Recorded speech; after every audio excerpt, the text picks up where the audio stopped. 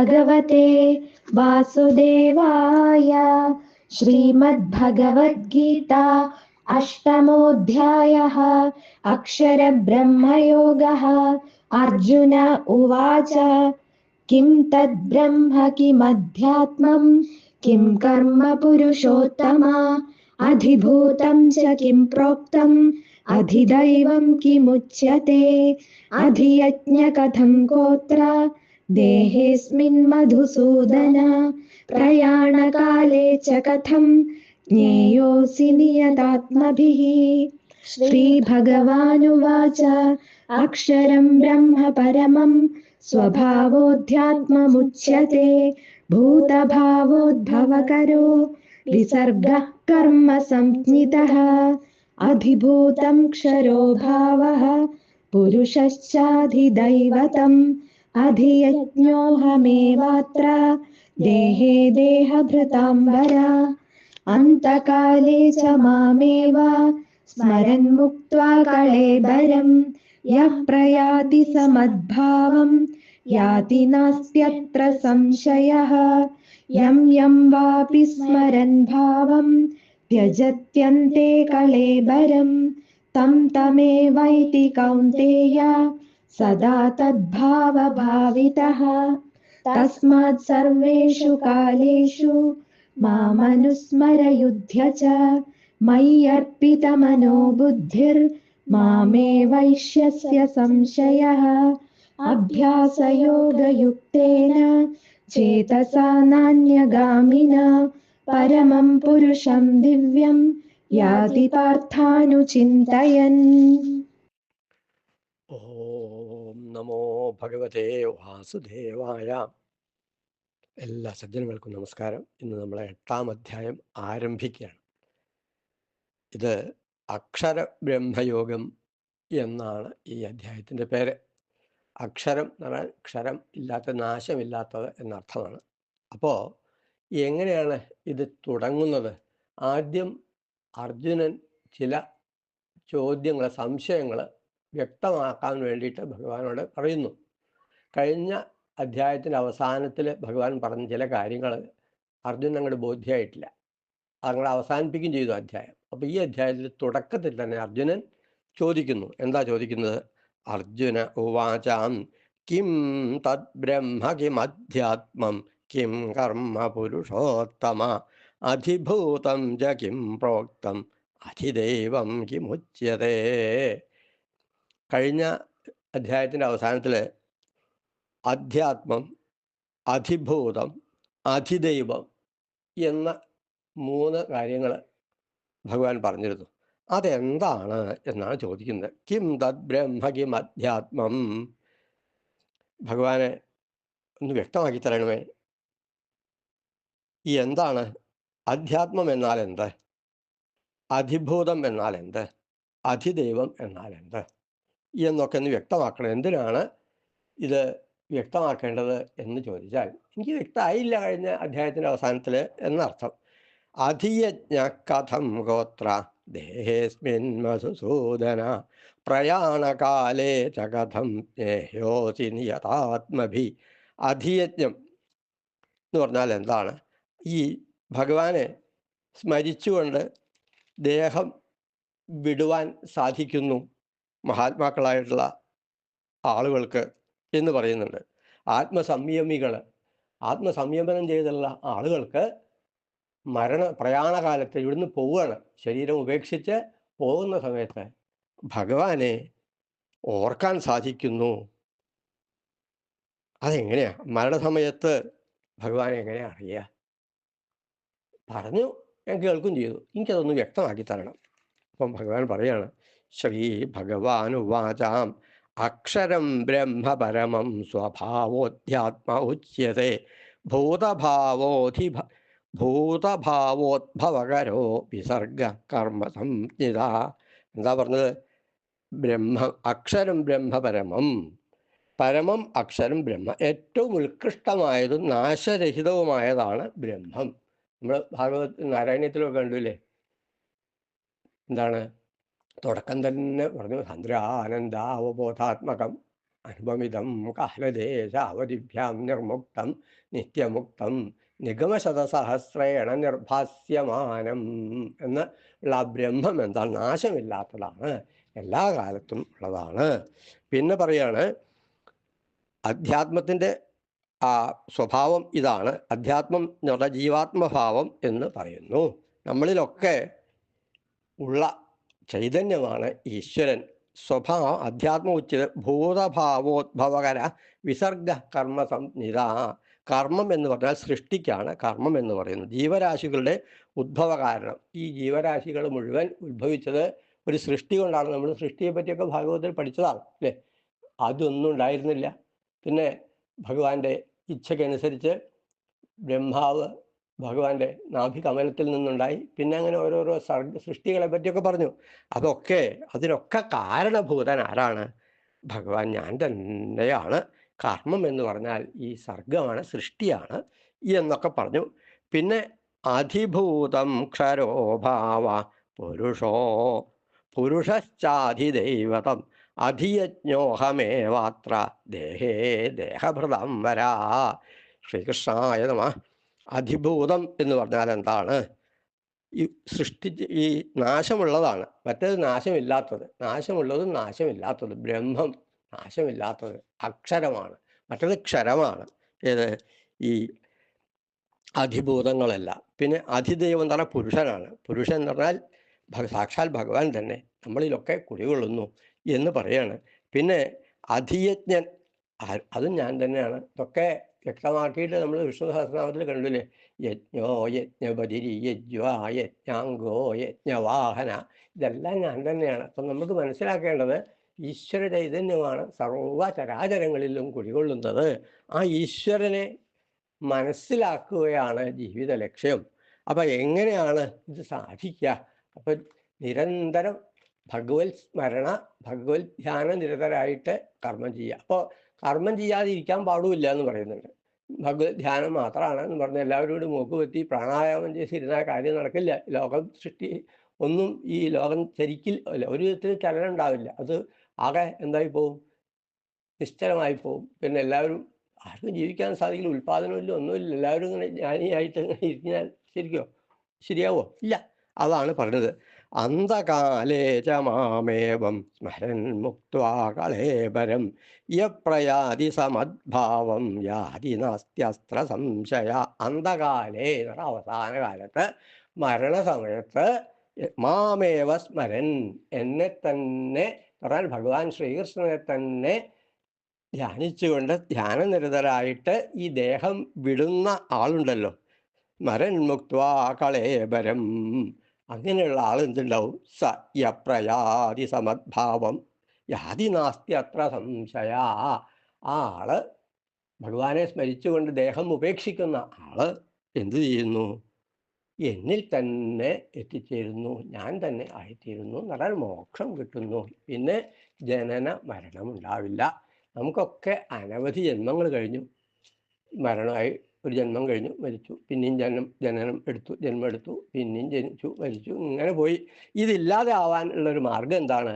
ഭഗവത് സ്മരണയോടുകൂടി ദേഹം ഉപേക്ഷിക്കുക. അപ്പോൾ അതങ്ങനെ അവസാനം മാത്രം അങ്ങനെ ധ്യാനിക്കാൻ സാധിക്കില്ല.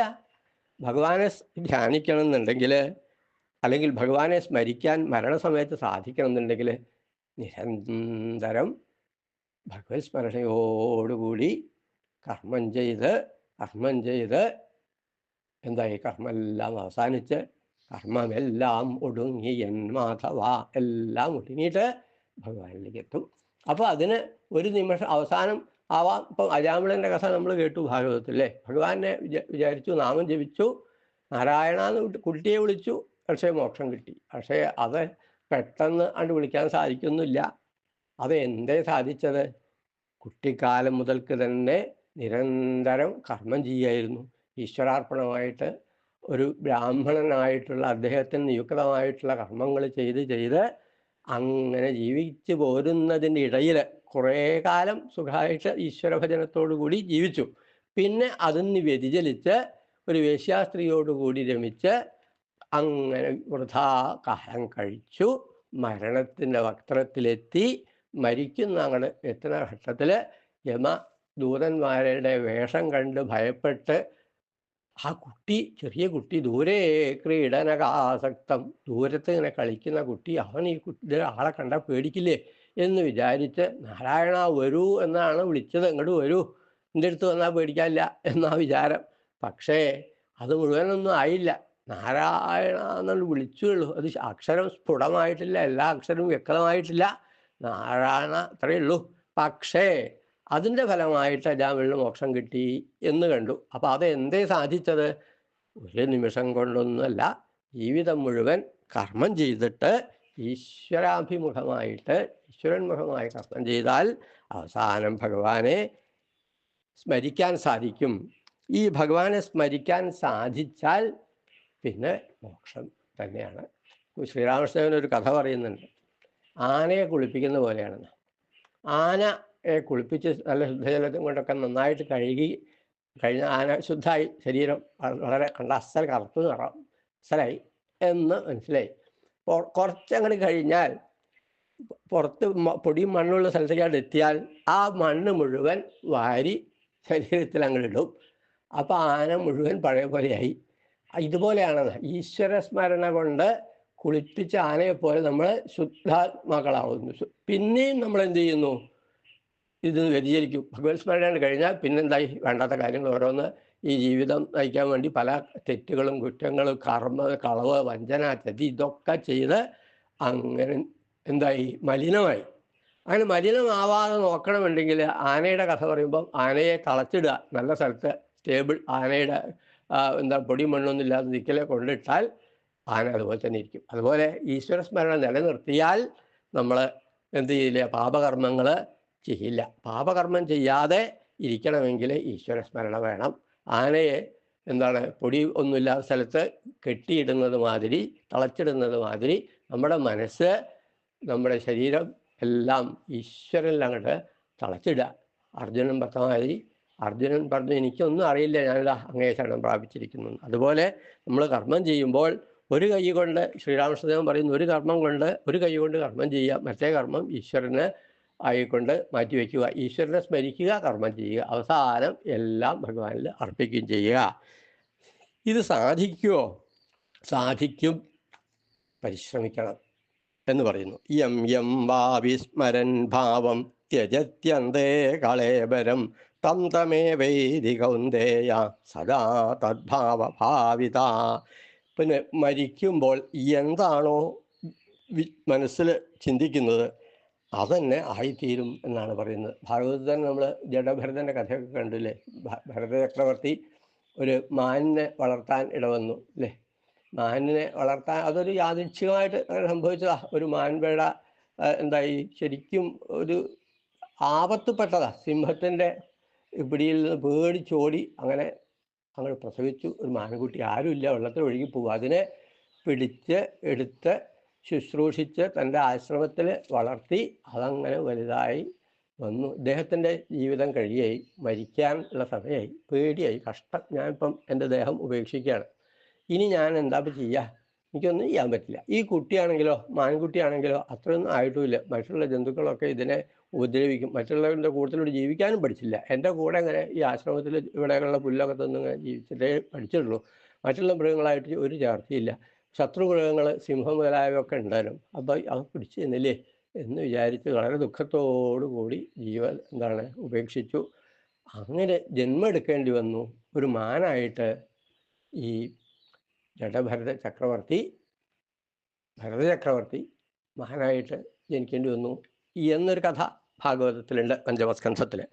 ഇതതുപോലെ തന്നെ പറയാണ്. യം യം വാ വിസ്മരൻ ഭാവം ത്യജത്യന്തേ കളേബരം തം തമേവൈതി കൗന്ദേയ സദാ തദ്ഭാവ ഭാവിത. നമ്മളൊക്കെ മരിക്കുമ്പോൾ പല ചിന്തയുണ്ടാവും. കഷ്ടം, ഇതൊക്കെ വിട്ടുപോകുകയാണല്ലോ, അല്ലെങ്കിൽ നമ്മൾ വിചാരിച്ച് ചില കാര്യങ്ങളൊക്കെ ചെയ്യാൻ സാധിക്കാതെ പോയി, ഇതൊക്കെ ചിന്തിച്ചാവും നമ്മൾ മരിക്കുക. ഭഗവാനെ സ്മരിക്കാനൊന്നും മനസ്സിലൊരു ലെവലേശം ഇടം ഉണ്ടാവില്ല. ഭഗവാനെ ചിന്തിക്കാൻ സ്ഥലമില്ല. വേറെ പല ചിന്തകളും ഉണ്ടാവും. വിചിന്യാഹമന്ത്യാം അസഹ്യാം അവസ്ഥാം വിഭേമി പ്രഭോ കിങ്കരോമി പ്രസീത. നമ്മളിങ്ങനെ വിഷമിച്ച കഷ്ടം ഈശ്വര, ഇതൊക്കെ വിചാരിച്ച് മരിച്ചാൽ പിന്നെ എന്തായിത്തീരുന്നു? പിന്നെ ജന്മെടുക്കേണ്ടി വരും. ഏത് വിചാരിച്ചാണോ മരിക്കുന്നത് അതന്നെ ആയിത്തീരും എന്നാണ്. അപ്പം ഭഗവാനെ വിചാരിച്ച് മരിക്കാൻ സാധിക്കുകയാണെങ്കിൽ, ഭഗവാനെ സ്മരിച്ചുകൊണ്ട്, ഭീഷ്മരുടെ കഥയൊക്കെ നമ്മൾ കണ്ടു അല്ലേ, ഭഗവാനെ കണ്ടുകൊണ്ട് ഉള്ളിലും പുറത്തും എല്ലാം ഭഗവാൻ മയമായിട്ട് ഭീഷ്മരെ ദേഹം ഉപേക്ഷിച്ചു. ഈ ദേഹം കൊണ്ട് ഇനി ആവശ്യമില്ല, അതിൻ്റെ പ്രവൃത്തി കഴിഞ്ഞു, അതിന് ഉപയോഗം കഴിഞ്ഞു. ഇനി അത് ഉപയോഗം കഴിഞ്ഞ സാധനം നമ്മൾ കളയല്ലേ ചെയ്യുക. അപ്പം നമുക്കിവിടെ ചില നിയുക്തമായിട്ട് ചില കർമ്മങ്ങൾ ചെയ്യാനായിട്ട് നമ്മളിങ്ങോട്ട് വിട്ടു, ആ കർമ്മം ചെയ്ത് കഴിഞ്ഞു, ഇനി ശരീരം ആവശ്യമില്ല, അത് ഉപേക്ഷിച്ച് നമ്മൾ അങ്ങോട്ട് പോകുന്നു. അങ്ങനെ പോവാൻ സാധിക്കണമെങ്കിൽ ഈശ്വര ചിത്ത വേണ്ടി വരും എന്ന് പറയാ. എന്നിട്ട് പറയുന്നു, അങ്ങനെ ഈശ്വരചിന്തയായിട്ട് ഇരിക്കാനല്ല ഭഗവാൻ പറഞ്ഞത്, ഈശ്വരചിന്ത വേണം. പിന്നെ എന്ത് വേണം? തസ്മാൽ സർവേഷു കാലേഷു മാമനുസ്മരയുധ്യച മയ്യർപ്പിതമനോ ബുദ്ധിർമാമേ വൈഷ്യസ്യ സംശയ. അതുകൊണ്ട് അർജുന എന്ത് വേണം? മാമനുസ്മരയുധ്യച, എന്നെ അനുസ്മരിച്ചുകൊണ്ട് യുദ്ധം ചെയ്യൂ എന്ന് പറയാണ്. യുദ്ധം ചെയ്യുക എന്ന് പറഞ്ഞത് വേണം നമുക്കൊക്കെ എന്താ അതൊന്ന് മനസ്സിലാക്കുക. നമ്മളൊക്കെ യുദ്ധത്തിന് ഇറങ്ങി പുറപ്പെട്ടവരാണ്. അല്ല, നമ്മളുടെ ജീവിതത്തിൽ നമ്മൾ ചെയ്യേണ്ടതായിട്ടുള്ള കർമ്മങ്ങൾ ചെയ്യുക. എല്ലാവർക്കും ഓരോരോ കർമ്മങ്ങൾ ചെയ്യാനായിട്ട് വിധിക്കപ്പെട്ടിട്ടുള്ളവരാണ് നമ്മളെല്ലാവരും. അപ്പം അത് ചെയ്യുക. അത് ചെയ്യണ കൂട്ടത്തിൽ എന്തുകൂടി വേണം? സർവേഷു കാലേഷു മാമനുസ്മര, എല്ലാ കാലത്തും എന്നെ സ്മരിച്ചുകൊണ്ട് യുദ്ധം ചെയ്യൂ എന്ന് പറഞ്ഞാൽ കർമ്മം ചെയ്യൂ എന്നർത്ഥം. മയ്യർപ്പിത മനോബുദ്ധി, മനസ്സും ബുദ്ധിയും എല്ലാം ഭഗവാനിൽ അർപ്പിച്ചുകൊണ്ട് മാമേ വൈഷ്യസ്യ സംശയ. അങ്ങനെ ആയാൽ പിന്നെ ആ ആള് യാതൊരാളാണോ ഭഗവാനെ സ്മരിച്ചുകൊണ്ട് പ്രവൃത്തി ചെയ്ത് ജീവിതം അവസാനിപ്പിക്കുന്നത്, അവർ എന്നെ തന്നെ പ്രാപിക്കുന്നു എന്നുള്ള കാര്യത്തിൽ യാതൊരു സംശയവുമില്ല. നിസ്സംശയം ഞാൻ പറയുന്നു, തീർച്ചയായിട്ടും അവരെന്നെ പ്രാപിക്കുന്നു. അതിനെന്താ ചെയ്യേണ്ടത്? അഭ്യാസയോഗയുക്തേന ചേതസാ നാന്യഗാമിന പരമം പുരുഷം ദിവ്യം യാതി പാർത്ഥാനുചിന്തയൻ. ഭഗവാനേ എന്ന് പറയാണ് കൃഷ്ണ, എന്നെ അനുസ്മരിച്ചുകൊണ്ട് അത് പെട്ടെന്ന് സാധിക്കില്ല. അഭ്യാസം കൊണ്ട്, വൈരാഗ്യം കൊണ്ടും മനസ്സംയമനം കൊണ്ടും സാധിക്കാമെന്ന് ഭഗവാൻ പറഞ്ഞു. അങ്ങനെ ഏകാഗ്രത ധ്യാനത്തിന് അത്യന്താപേക്ഷിതമാണ്. ധ്യാനനിരതനാവുക, കർമ്മം ചെയ്യുക, എന്നിട്ട് ജീവിതം അവസാനിപ്പിക്കുക. അത് കുറച്ച് ബുദ്ധിമുട്ടുള്ള കാര്യമല്ലേ എന്നുള്ള സംശയം ഉണ്ടായിരിക്കാം. പറയാണ്, കുറച്ച് ബുദ്ധിമുട്ടു, പരിശ്രമിക്കൂ. അഭ്യാസയോഗയുക്തേന. അതുകൊണ്ട് ഭഗവാനെ സ്മരിച്ചുകൊണ്ട് നമുക്ക് നമ്മുടെ കർമ്മം ചെയ്യാൻ സാധിക്കട്ടെ എന്ന് ഭഗവാനോട് പ്രാർത്ഥിച്ചുകൊണ്ട് ഈ 8 ശ്ലോകങ്ങൾ, 8ാമത്തെ അധ്യായത്തിൽ 8 ശ്ലോകങ്ങൾ ഭഗവാന് നമ്മൾ സമർപ്പിക്കുന്നു. കായേന വാചാ മനസേന്ദ്രിയൈർവാം ബുദ്ധ്യാത്മനാ വാ പ്രകൃതേ സ്വഭാവാൽ കരോമി യദ്യൽ സകലം പരസ്മൈ നാരായണായേതി സമർപ്പയാമി.